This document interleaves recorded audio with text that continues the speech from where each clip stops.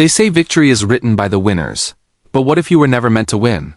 What if the greatest superpower in modern history once stood on the edge of total collapse? Before America became the hero of World War II, it was dangerously close to losing it all. This is the untold story of how the United States almost lost the war that changed the world forever. When we think of World War II, we imagine a confident America marching into battle, liberating Europe, and defeating evil.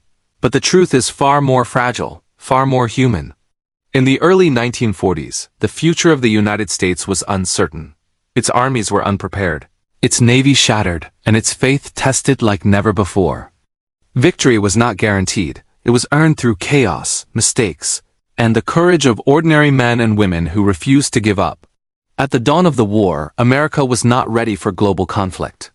After World War I, the nation had turned inward, and the 1930s were years of depression and doubt. The U.S. Army ranked only 19th in the world, smaller than Portugal's, with no modern tanks, limited aircraft, and outdated ships. The public didn't want another foreign war. Isolationism ruled American hearts as they believed Europe's troubles were not their own. But war was coming, a storm no ocean could block. When Nazi Germany invaded Poland in 1939, the world ignited. As Hitler's forces crushed Europe, America watched cautiously. President Franklin D. Roosevelt knew that if Britain fell, tyranny would consume the world. Yet 80% of Americans opposed entering the war. Then, on December 7, 1941, Japanese planes screamed across the sky over Pearl Harbor, destroying the U.S. Pacific Fleet. In less than 2 hours, 2,400 Americans were killed. 8 battleships sunk or damaged, and the Pacific belonged to Japan. Overnight, a hesitant nation became a superpower in crisis. Few realized how close it came to defeat. The Pacific was a nightmare. Japan swept through the Philippines, Guam, and Wake Island. Tens of thousands of U.S. and Filipino troops surrendered in the Philippines, leading to the Bataan Death March where thousands died. In Europe, Nazi Germany ruled the continent. France had fallen, Britain stood alone, and Hitler's U-boats prowled the Atlantic. Sinking over 600 Allied ships by mid-1942, Roosevelt faced impossible choices. The Axis controlled most of Europe, Africa, and Asia, while America fought on 2 massive fronts with limited resources. Soldiers trained with wooden rifles and cardboard tanks as factories struggled to meet demand. The enemy was stronger and battle-hardened. Yet faith in American industry became the turning point. Car factories made tanks, airplane plants ran day and night, and women joined the workforce. Rosie the Riveter became a national symbol. In 1 year, America built more planes than Germany and Japan combined. Still, disaster loomed. German submarines nearly cut off Britain's supplies, but new sonar, radar, and code-breaking turned the tide. In the Pacific, the Battle of Midway in June 1942 changed everything. U.S. carriers ambushed Japan, destroying 4 of its best carriers and shifting momentum. Had America lost at Midway, the Pacific might have fallen. Yet the struggle continued.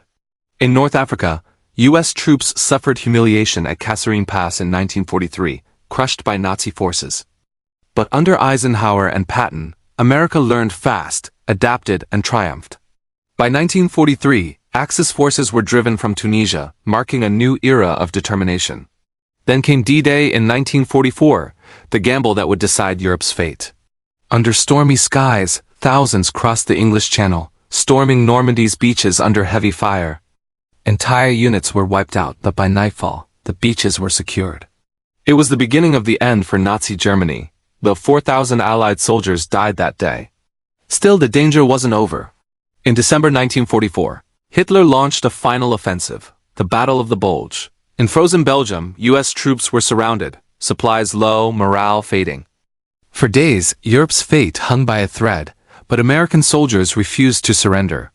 Reinforcements arrived, the line held, and Hitler's last gamble failed. By early 1945, Allied forces entered Germany as cities burned and Hitler's empire collapsed. Yet Japan fought on. The battles of Iwo Jima and Okinawa turned the Pacific into a graveyard. Facing millions of potential deaths from invasion, President Truman made the fateful decision to use atomic bombs. In August 1945, Hiroshima and Nagasaki were destroyed, forcing Japan's surrender and ending World War II. But America's victory was never certain. Pearl Harbor nearly destroyed the Pacific Fleet. The Atlantic almost starved Britain, North Africa could have broken the Allies, and D-Day's fate balanced on a knife's edge. America triumphed not through perfection but perseverance. Soldiers who faced terror and stood firm. Workers who built the tools of freedom, scientists who unlocked new power. Behind every statistic was a hero, a downed pilot guiding others to safety, a nurse saving lives under fire, a codebreaker unraveling enemy plans. These silent heroes pulled the world back from darkness. America almost lost World War II not from weakness, but from underestimating the storm. Yet from defeat rose strength. From Pearl Harbor's ashes came the mightiest arsenal in history. From Kasserin's failure came European victory. From fear came faith.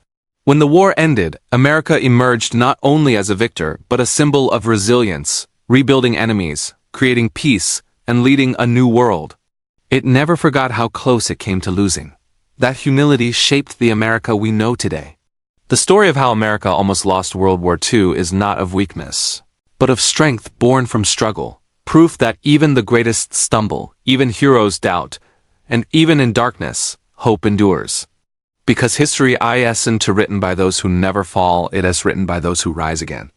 And that is how America turned near defeat into the greatest comeback the world has ever seen.